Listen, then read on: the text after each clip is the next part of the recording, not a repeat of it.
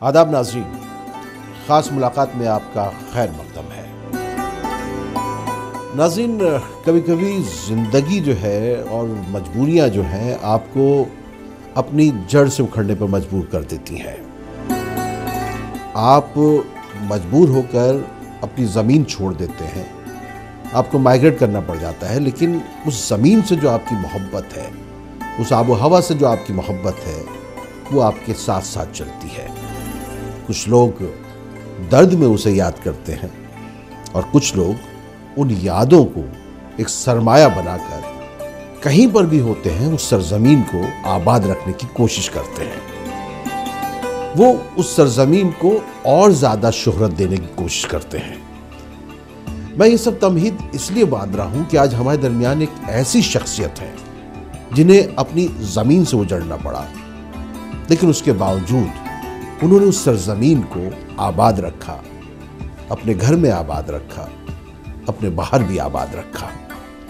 देर न करते हुए मैं आपकी मुलाकात आज करवा रहा हूं जम्मू कश्मीर के मायानाज पद्म श्री पंडित भजन सोपुरी साहब। भजन सोपुरी साहब, आपका बहुत बहुत खैर मकदम है इस खास मुलाकात में। शुक्रिया हमारे नाजरीन का भी और आप लोगों का भी। मैंने जिस दर्द का जिक्र किया वो दर्द है कि नहीं है? देखिए, दर्द का जहाँ तक ताल्लुक़ है, मैं सोपोर का हूँ, सोपोर मुझ में है और मैं सोपोर में हूँ। ये सच्चाई है, यही हकीकत है। मैं जब भी आपसे मुलाकात करता हूँ भजन सोपुरी साहब, आपको जब भी देखते हैं, आपकी जो भी तस्वीर हमें नज़र आती है उस पर एक बारीक सी मुस्कुराहट हमेशा मौजूद रहती है। अल्लाह का करम। लेकिन कहीं ना कहीं अपनी ज़मीन से उजड़ने का जो डर है, वो जो दर्द है, वो तो बेचैन करता होगा। हाँ, नहीं, वो तो हकीकत ये है कि परिस्थितियाँ ऐसी हुई, हालात ऐसे हुए कि जो आदमी को वहाँ से शिफ्ट करना पड़ा। हालांकि मैं तो लगातार ही जाता रहा वहाँ, तो मुझे तो उसमें कोई ज़्यादा ये नहीं रहा। मतलब मैं 90 में यहाँ आया था, तो उस वक्त चूँकि ऑल इंडिया रेडियो में मैं था तो मेरी ट्रांसफ़र हो गई थी, सो मुझे यहाँ ज्वाइन करना पड़ा था। उसके बाद 92 से लगातार मैं वहाँ जाता रहा और मेरे प्रोग्राम्स होते रहे और प्रोग्राम्स ऑर्गेनाइज़ किए। मैंने आर्टिस्टों को वहाँ भी बुलाया, यहाँ से आर्टिस्ट वहाँ गए, वहाँ से आर्टिस्ट यहाँ आए। तो ये तो ईश्वर की कृपा थी, अल्लाह का करम था कि जिस वक्त वहाँ ये था कि सब मौसीकी जो है इस पर बैन लगना चाहिए, तो मैंने उस वक्त अपील किया था कि ये तो स्पिरिचुअल है सारा, ये तो फ़कीरों की चीज़ है।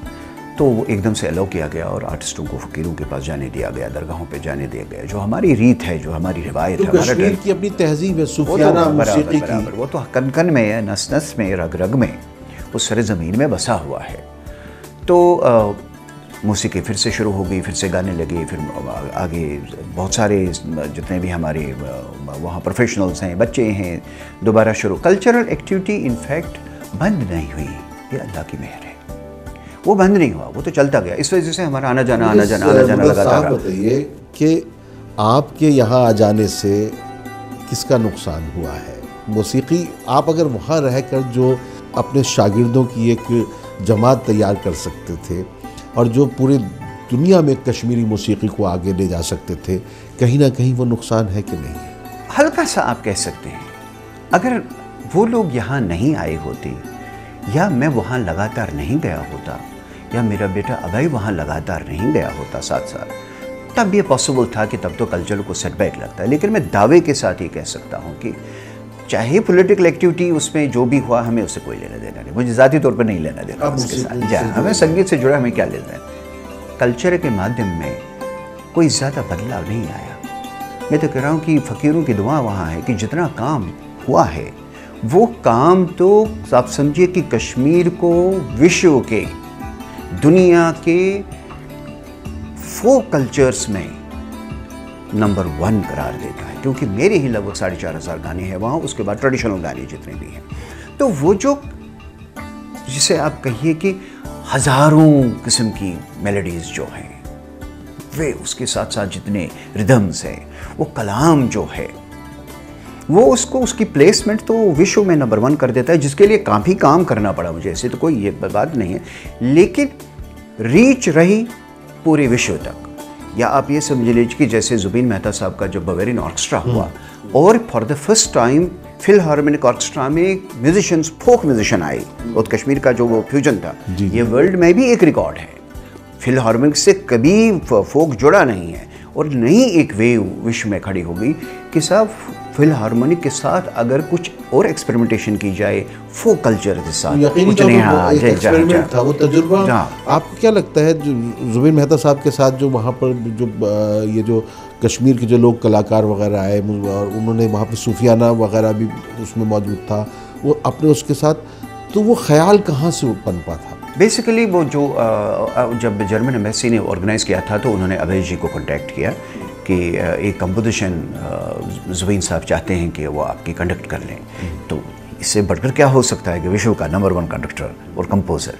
तो उन्होंने कहा कि ठीक है, और वो स्कोर वहाँ भेज दिया जुबैन साहब को। तो उन्होंने ऑर्केस्ट्रा में डिस्ट्रीब्यूट किया, अरेंजर्स को दे दिया और रिहर्स शुरू हो गए। तो उसके बाद ये आप समझिए कि पहली दफ़ा विश्व में 2 कंडक्टर्स आते स्टेज पर। उन्होंने अभय जी को वहाँ स्टेज पे बुलाया, जो उनका बड़प्पन है। यूजुअली ऐसा तो होता नहीं है कि 2 कंडक्टर स्टेज पे तो वो होते नहीं है। तो ये सारा जिस वक्त देखा गया और उन्होंने सोचा देखिए कि क्या मेलोडीज़ क्या हैं और कैसे इस ऑर्केस्ट्रा को रचा जाता है, जिसमें कि कश्मीरी जितने भी हमारे म्यूजिशियंस हैं दुनिया ने देख लिया उस वक्त की कितना रिच स्टेट है, और हकीकतन रिच है। जो वहाँ कलाम है, देखिए मैंने सूफ़ी मेरी लगभग 6000 गाने हैं, ये रिकॉर्ड है एक विश्व में, इतना कोई कंपोज़र नहीं किया हुआ है। उसमें 95% तो सूफ़ी ट्रेडिशन के ही गाने हैं, अलग अलग लैंग्वेज के हैं। सारा बेल्ट जितना भी सूफीज़म का है वो उसमें। उसके बावजूद जब मुझसे पूछा जाता है कि आपको कहाँ लगता है कि जहाँ उसकी जिसकी प्लेसमेंट आप करेंगे नंबर 1, वो कश्मीर का सूफीज़म है। नहीं, वाकई ये बात तो सही है। कश्मीर का जो सूफियाना कलाम है, कश्मीर की जो मौसीकी है वो एक मुख्तलिफ है, मुनफरिद है, बराबर। लेकिन क्या आपको नहीं लगता कि उसको पूरे मुल्क में इस्तेमाल नहीं किया गया उसका जैसा कि होना चाहिए? होना जैसे चाहिए वो उतना नहीं हुआ है हकीकतन अगर देखा जाए। देखिए जो कर रहे हैं हम ही कर रहे हैं, प्रेजेंटेशन करना। बेसिक कंसेप्ट क्या है कि आप समझते हैं कि आपने कॉन्सर्ट कर दिया और डाटा फिल किया, हो गया जी। भाई इससे कुछ नहीं होता। कॉन्सर्ट्स होते रहते हैं, हर जगह होते रहते हैं, गाने बनते ही रहते हैं, लेकिन जो एक पॉलिसी मैटर होता है कि हमें आगे क्या करना है। अब वहाँ टैलेंट है जो लाजवाब है।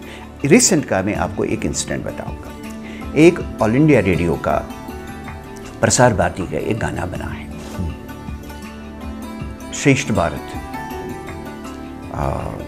जो स्लोगन है, जिसमें सोनू निगम जी गा रहे हैं, शान गा रहा है, और जो टॉपर्स हैं हमारे प्लेबैक सिंगर्स में से बहुत सारे गा रहे हैं, क्लासिकल में से गा रहे हैं। उन्हीं में से कश्मीर का एक लड़का, 22 साल का लड़का गा रहा है, और ये उसकी पहली एंट्री है जिसे आप कहिए प्रॉपर ब्रॉडकास्ट में। उसमें अगर आप उसका गाना सुनेंगे आपको लगेगा कि कोई सीजन्ड गवैया, बॉलीवुड का कोई बहुत ही सुपरस्टार ये गाना गा रहा होगा। कहाँ शंकर महादेवन साहब गा रहे हैं, राशिद खान जी गा रहे हैं, मतलब सारे टॉपर्स हैं उसमें, अभय का गाया हुआ है। उसका मतलब है कि टैलेंट उसमें वहाँ इतनी है, लेकिन अगर प्रोजेक्शन ना हो, अगर प्रमोशन ना हो, अगर तराश ना हो, अगर अपॉर्चुनिटीज़ ना प्रोवाइड की जाए तो दब जाता है सब। बिल्कुल सही बात है। हम इसी पे बात करेंगे नाज़रीन। यहाँ वक्त है मुख्तसर वक्फे का, अभी हम लौट कर आते हैं और भजन सोबरी साहब से बात करेंगे कि जो कश्मीर का जो नया टैलेंट है उसको एक कौमी सतह पर या उसको बैनुल-अक़वामी सतह तक ले जाने के लिए ऐसा क्या किया जाए जिससे वो टैलेंट जो है वहाँ दबा ना रह सके। हम इस पर बात करेंगे और भजन सोबरी साहब की मौसीकी से भी हम लुत्फ़अंदोज़ होंगे, मगर इस मुख्तसर वक्फे के बाद।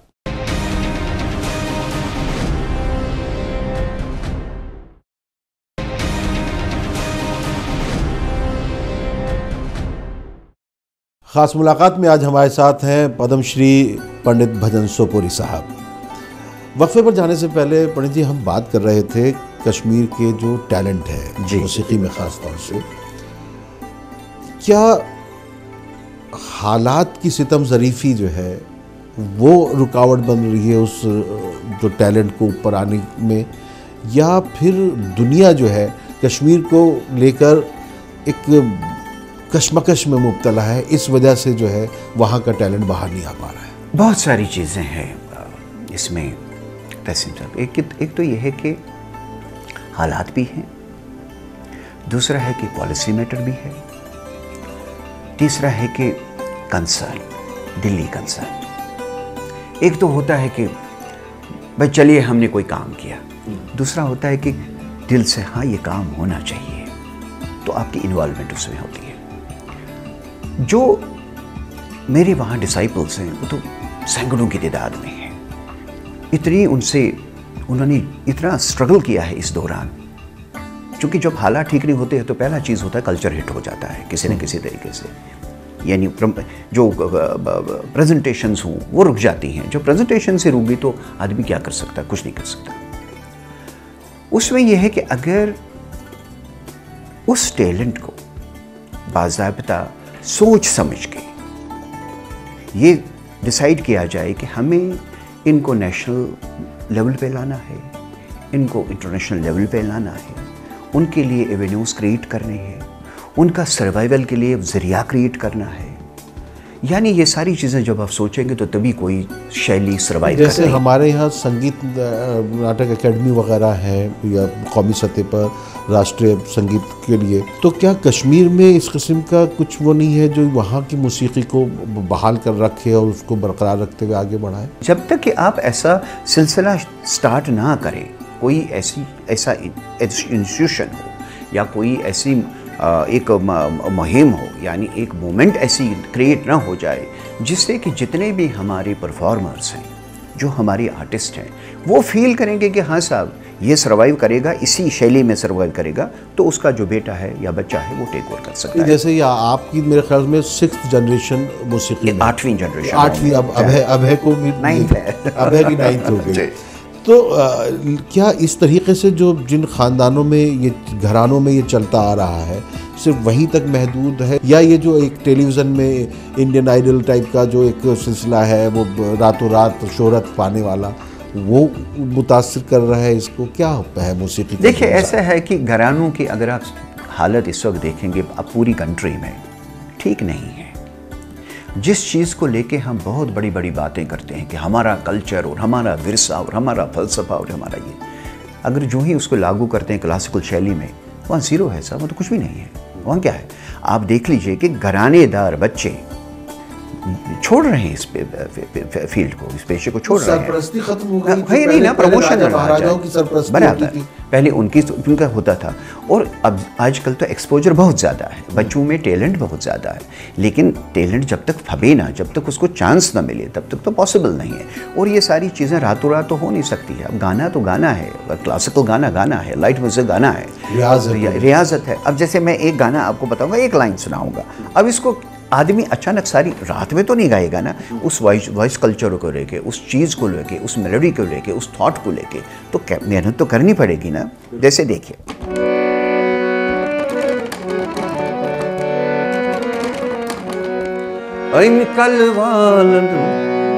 चोनस मोई खान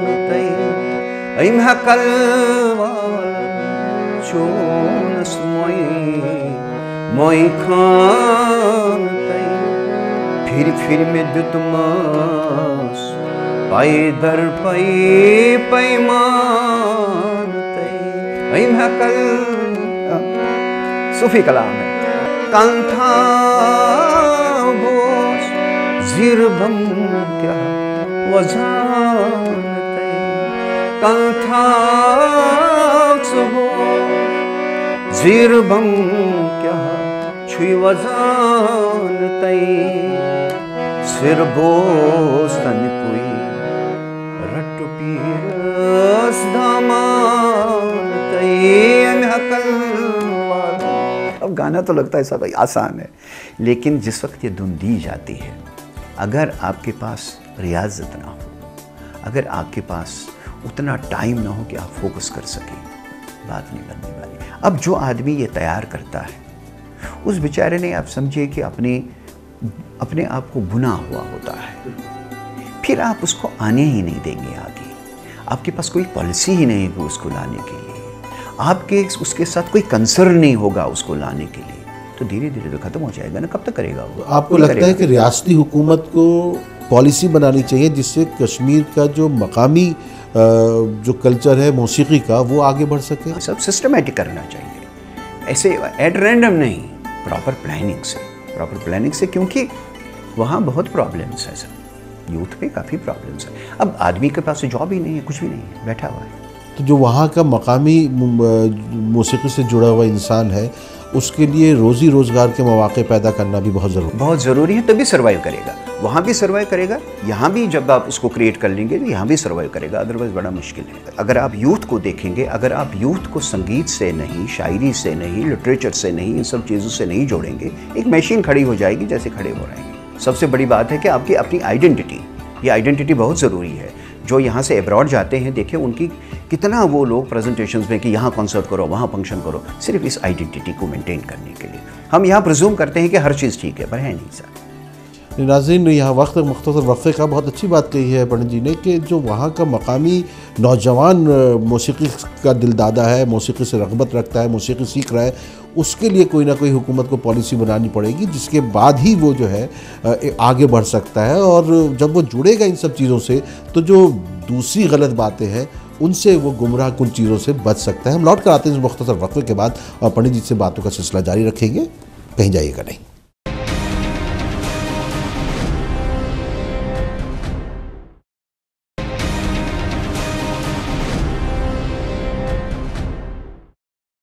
ख़ास मुलाकात में आज हमारे साथ हैं पद्मश्री पंडित भजन सुपुरी साहब। पंडित जी, बहुत अवार्ड आपको मिले हैं, ख़ास तौर से पद्मश्री 2004 में आपको मिला। जी। 1993 में शायद आपको साहित्य अकेडमी अवार्ड भी मिला। संगीत नाटक अकेडमी था, 99 थे, मैं संगीत नाटक अकेडमी था। और आपको लाइफ टाइम अचीवमेंट अवार्ड भी जम्मू कश्मीर हुकूमत का ऐलान हो गया है।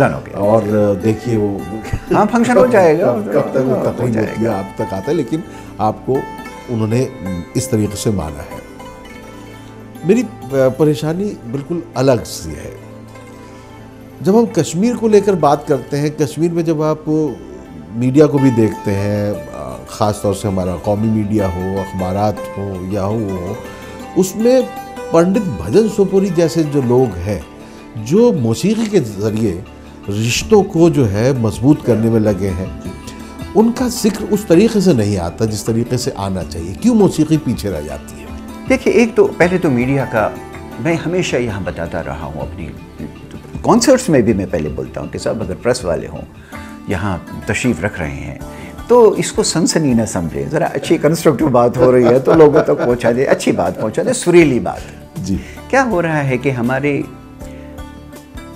जितने भी कश्मीर में जितने लिटरेचर से जुड़े हैं, साहित्य से जुड़े हैं, संगीत से जुड़े हुए हैं, अगर उनकी प्रॉपर प्रेजेंटेशन मीडिया के थ्रू हुई होती टाइम टू टाइम कि ये हो रहा है सब, ये डेवलपमेंट है। फॉर एग्जांपल, मैं तो हर साल जाता रहा, क्या किसी इदारे ने कवर किया इसको? क्या नेशनल लेवल न्यूज़ में आया ये कि ब्लास्ट हो रहे हैं और एक आदमी कॉन्सर्ट कर रहा है, ब्लास्ट हो रहे हैं, कर्फ्यू है लेकिन उसमें लोग सुनने आ रहे हैं? ये करिश्मा है सर, करिश्मा है हकीकतन। और ये एक साल की बात नहीं है, बल्कि आप 92 से आप ये इसको शुमार कीजिए। और हमेशा ऐसा हो, जब जब हम गए, हमारा कॉन्सर्ट जहाँ जहाँ था सारे लोग आए, कैसे नहीं आए? 2 घंटे का कॉन्सर्ट 6 घंटे तक चला, 2 घंटे का कॉन्सर्ट 8 घंटे तक चला। वहाँ के बच्चे आए और ऐसा गाया लाजवाब जैसे पता नहीं कितने सालों से सीखे हुए। क्या मीडिया ने ये कवर किया? क्या नेशनल लेवल में ये आया? क्या सेंट्रल लीडर्स ने इंटरवीन किया कि क्या बात है भाई, इस चीज़ को और बढ़ावा और प्रोजेक्शन कर लो भाई? नहीं करते हैं। वो समझते हैं कि कल्चर का फील्ड है, चलता रहता है। नहीं चलता रहता है, नहीं चलता रहता है। विश्व में ये माना गया है कि जब भी कल्चर कहीं डावाडोल हो, ये चेतावनी है किसी तूफान आने की। ये हमारी हिस्ट्री है सर। फिल्में बनी, हमारे सितारे म्यूज़िक डायरेक्टर्स एक से एक बढ़कर जिनका अभी भी लोग सुनते हैं गाना, हज़म की इतने लाखों गाने हैं वो कैसे आप तक सर्वाइव कर गए? अब आजकल का एक गाना नहीं सर्वाइव करता। वजह क्या है? जब तक फिल्म रहती है तब तक रहता है, उसके बाद तो पता भी नहीं चलता। वजह यह है कि मीडियोक्रेसी आ गई, शॉर्टकमिंग्स आ गई। जो करने वाले थे वो सारे पीछे चले गए। जिनकी रियाजत है, जिनकी साधना है, किस कोने में कौन मर गया तो खबर ही नहीं है किसी को। ये भाई ये हर जगह लागू हो जाता है। मुझे याद है कि जिस वक्त कश्मीर की बात आप ले लीजिए, मैंने वहाँ कहा कि भाई रबाब प्लेयर्स जो लाइट म्यूजिक बजाएं कम है। मैंने अपने डिसाइपल्स से कहा कि ज़्यादा से ज़्यादा रिकॉर्डिंग्स कर लो और इन इंस्ट्रूमेंटलिस्ट को ला दो, थोड़ा इनको रहे, कहीं से रोज़गार रहे, तो हो सकता है कि ये धीरे धीरे टेक ओवर कर लेंगे और आगे आने वाली पीढ़ी में करें। तो सिखाने में लगे रहे टू दिस एक्सटेंट कि मैंने और अभय ने वहाँ के तुम्बक को, वहाँ के मटके को अपने क्लासिकल कॉन्सर्ट्स में हम बजवा रहे हैं उनको। यहाँ ही नहीं बल्कि अब्रॉड भी कई फंक्शंस में वो बजाया है। आपकी तो कई एल्बम्स जो हैं उन्हें बजाया उन्होंने। ये तभी बजाया जबकि हमने फोकस उन पे किया। क्या इस चीज़ का जिक्र कहीं हुआ? क्या जो हमारी यहाँ एकेडमीज हैं उन्होंने इसको कोई क्रेडिट दिया? भाई ऐसा हो रहा है, चलो उनको और आगे ले आओ। बातें बहुत हो रही है, काम नहीं हो रहा है सर बस। पंडित जी, जब आप कश्मीर से आए तो क्या आपको यहाँ पर भी अपने आप को अपनी शनाख्त बनाने में परेशानी दरपेश हुई? मैं इस चीज़ का ये अर्ज़ करना चाहूँगा कि मैं चूँकि बजाता था, मैं तो एक परफॉर्मर। हमने उस दौरान में आपको ऑल इंडिया रेडियो वगैरह में देखा है, तो आप आते थे उस लिहाज से। उतना ज़्यादा नहीं हुआ, लेकिन स्ट्रगल तो करना ही पड़ता है ना, उसमें तो कोई दो राय नहीं।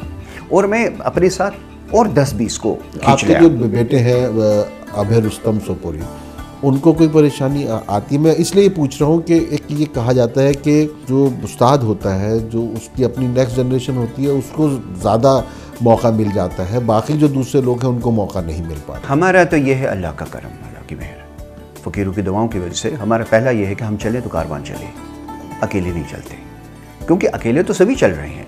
अभय भी यही करता है कि अपने साथ साथ जितने भी छोटे छोटे हैं बच्चे, नौजवान बच्चे, अपने साथ साथ नई बात, नई चीज़ सिखाएंगे, नया चीज़ तैयार कर लेंगे, जिसकी वजह से हकीकतन ये सर्वाइव कर गया है वहाँ। अदरवाइज कोई पॉसिबिलिटी नहीं थी। अगर आप इसका सर्वे कर लेंगे और वहाँ किसी से भी पूछेंगे, यही एक सत्य है, ये क्रूड हिस्ट्री है, कल्चरल हिस्ट्री है वहाँ की। और बेसिक चीज़ है कि किसी भी जगह जहाँ पे भी अगर कोई किसी भी किस्म का तनाव है, आर्ट एंड कल्चर बड़ा सफ़र करता है, तो उस पर फोकस करना चाहिए। ये गवर्नमेंट की पॉलिसी होनी चाहिए, स्टेट की भी और सेंटर की भी पॉलिसी होनी चाहिए कि भी जितना से ज़्यादा सपोर्ट है पहले इन चीज़ों को करना चाहिए। ये नहीं है कि इसको लास्ट आप ट्रीट कर लें, अगर कर रहे हैं तो गलत है। आखिर में पंडित जी, आप क्या पैगाम देना चाहेंगे कश्मीर के उन नौजवानों को जो मौसीकी से जुड़े हुए हैं और जो ज़िंदगी में आगे बढ़ना चाहते हैं, मुस्तक़बिल बनाना चाहते हैं मौसीकी में ही? मैं उनसे हमेशा यही कहता हूँ और इस वक्त भी यही कहूँगा कि आपकी तरबियत प्रॉपर होनी चाहिए, रियाजत प्रॉपर होनी चाहिए। ईश्वर ने आपको नवाजा है सुरताल से और बहुत कुछ कर सकते हैं, लेकिन एफर्ट्स खुद करें। अपने आप को किसी के इस पे डिपेंडेंट ना रहें, खुद आने की कोशिश करें और अल्लाह का करम होगा, अल्लाह की मेहर होगी, वो आप बिल्कुल ब्लेसिंग्स है, सारे फ़कीरों की ब्लेसिंग्स हैं, वो ज़रूर आगे बढ़ेंगे। सिर्फ अपने पे भरोसा रखना है। और कौमी सतह पर जो लोग हैं जो मौसीकी से जुड़े हुए हैं और जो इस पोजीशन में हैं कि वो दूसरे लोगों को आगे बढ़ा सकते हैं, उनसे क्या कहना चाहेंगे कश्मीर के नौजवानों के हवाले से? मैं उनसे ये कहूँगा कि दिल से जुड़ जाएं, वहाँ दिल से जुड़ जाएं और जितना पॉसिबल हो सके उनको सपोर्ट करें और कोशिश करें कि उनके जो टैलेंट है उसको ज़रा देखें। नाज़रीन, ये बड़ी अच्छी ख़ास मुलाकात हुई है हमारी। पंडित जी के पास बहुत कुछ है और इस मुख्तसर से वक्त में उनसे तमाम बातें तो नहीं कर सकते, लेकिन हम एक झलक दिखा रहे हैं आपको कि पंडित जी के अंदर एक जज्बा है अपनी जड़ों को, उन जड़ों को फिर से तवानाई देने का, जिन जड़ों से उनको उखड़ना पड़ा है, लेकिन उसके बावजूद उनका दिल वहीं रचा बसा है, वहीं बसा हुआ है, वहीं के लोगों के बारे में सोचते हैं। मुझे आप इजाज़त दीजिए, मैं आपको पंडित जी की एक उर्दू गज़ल के साथ छोड़ के जा रहा हूँ, वो आपके सामने लेकर आ रहे हैं और यहाँ तहसीन मुनव्वर आपसे रुख़सत चाहता है। आदाब। नगवा नाव के नीम कश दिले रेज़ गवा दिया, नगवा नाव के नीम कश दिले रेज़ गवा दिया। जो बचे है संग समेट लो जो बचे संग, समेट लो तनी दाग दाग, मिटा दिया न गवाओ, नाव के नीम कश दिलेरी जरेजा गवा दिया